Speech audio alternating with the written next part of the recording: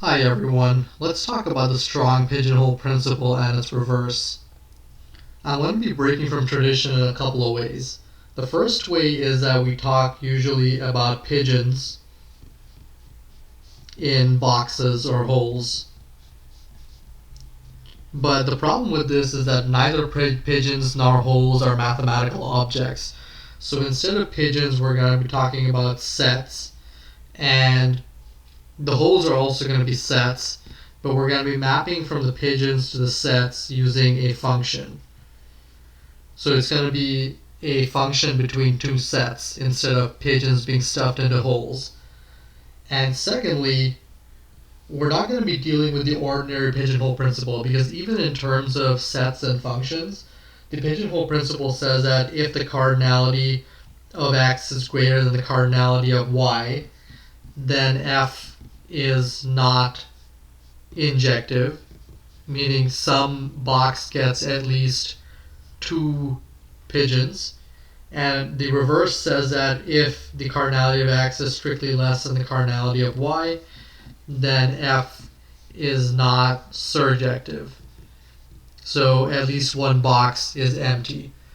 But these are both fairly weak, and I want to give you the strongest possible theorems. So we're instead going to be dealing with the strong pigeonhole principle and the strong reverse pigeonhole principle.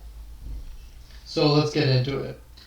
We'll say let f be a function mapping from x to y, where x and y are non-empty finite sets.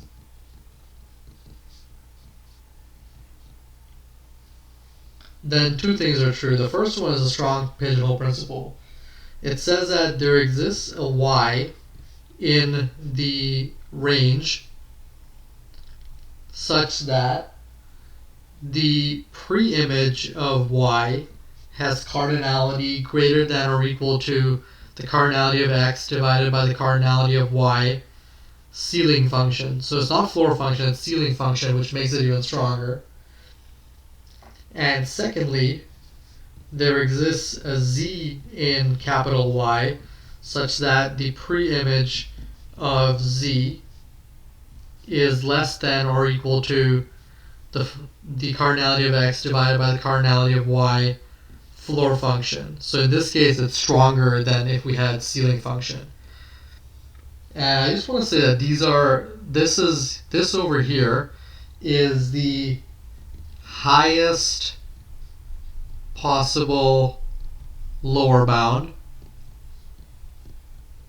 for a particular element y, and this here is the lowest possible upper bound for a particular element z, because we can actually construct functions where all of the pre-images have cardinality less than or equal to this, and we can also create a function where all the cardinalities of the pre-images are greater than or equal to this. So this is in some sense the optimal pigeonhole principles, and now we're going to be proving both of them.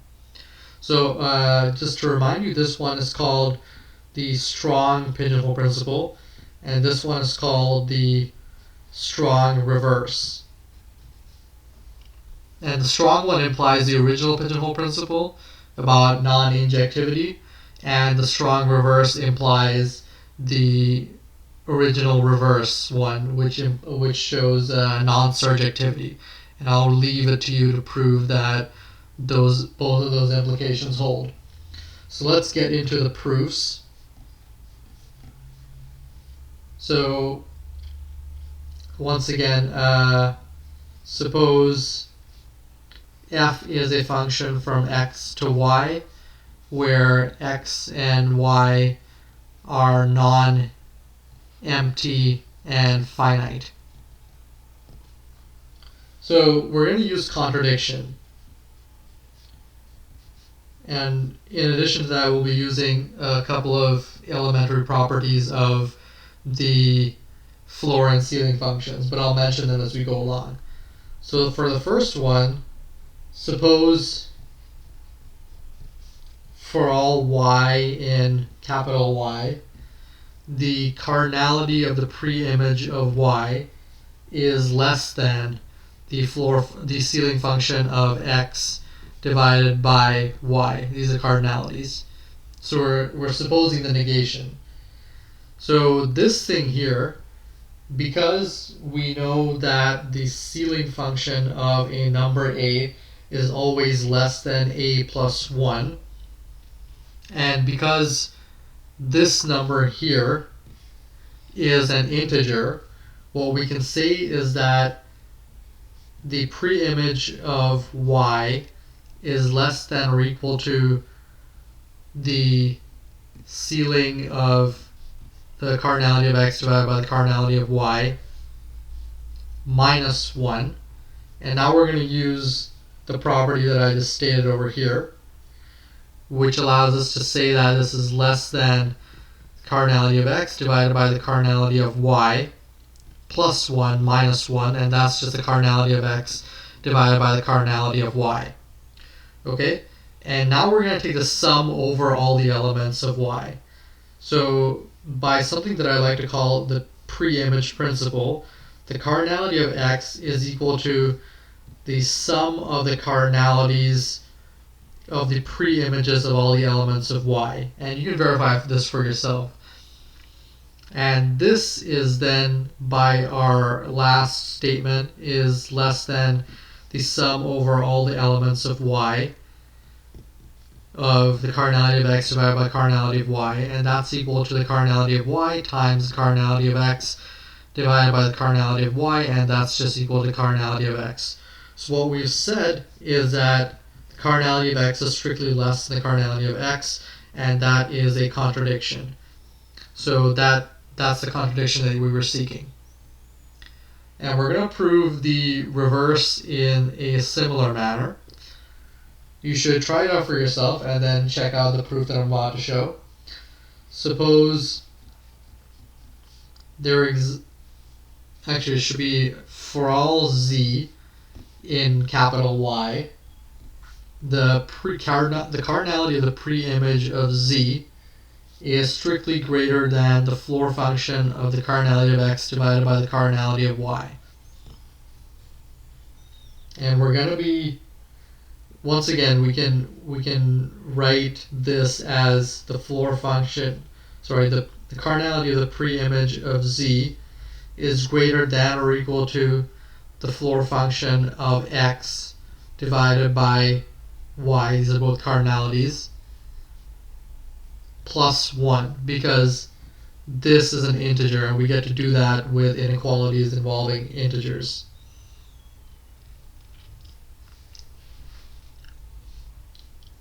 So now we're going to use a property of the floor function which says that the floor of a is always strictly greater than a minus 1. That's a property of the floor function, similar to the property of the ceiling function I mentioned earlier. And now we can apply that here to say that this is strictly greater than the cardinality of x divided by the cardinality of y plus minus 1 plus 1, and that's just equal to the cardinality of x divided by the cardinality of y. And once again, we're going to use the pre-image principle, which says that the cardinality of x is equal to the sum of all the pre-images, the cardinalities of the pre-images of the elements of capital Y. And we can use this now to say that this is strictly greater than the sum over all the elements of y, where the thing being summed is the cardinality of x divided by cardinality of y, and that's just equal to the cardinality of y times the cardinality of x divided by the cardinality of y, and that's just equal to the cardinality of x. So we now conclude that the cardinality of x is strictly greater than the cardinality of x, which is a contradiction, and that's the contradiction that we were seeking. So this proves the optimal pigeonhole principles, and I'll leave it to you to prove that they are in fact optimal and they imply the originals. Thanks for watching, and I'll see you next time.